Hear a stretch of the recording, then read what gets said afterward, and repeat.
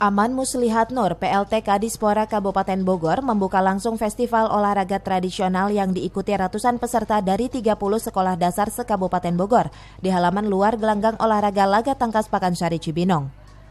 Pada festival yang digelar selama 3 hari ini mempertandingkan 5 cabang olahraga tradisional seperti engkrang, putra-putri, dagingan, sumpitan, tarumpah, dan hadang. Kepada awak media, Aman Muslihat Nur mengatakan festival ini digelar untuk memperkenalkan sekaligus melestarikan olahraga tradisional dan nantinya setiap pemenang akan mewakili Kabupaten Bogor di Festival Otrad Jawa Barat di Pangandaran pada Agustus mendatang.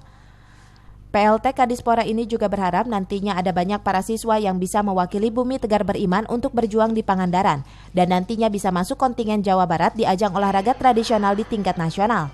Tantangan buat Kabupaten Bogor, di Jawa Barat sendiri juga dari 27 kabupaten kota, baru 8 kabupaten yang sudah organisasinya terbentuk. Ini tantangan untuk Kabupaten Bogor, ya harapan kami supaya segera formnya terbentuk ke depannya.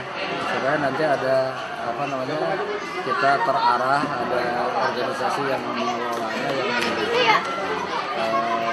Ketika ada event-event tingkat antar klub atau tingkat daerah juga sudah bisa ditangani oleh organisasi yang menangani olahraga tradisional tersebut. Dari Pakansari Cibinong, Cevi Alfi Adrian melaporkan.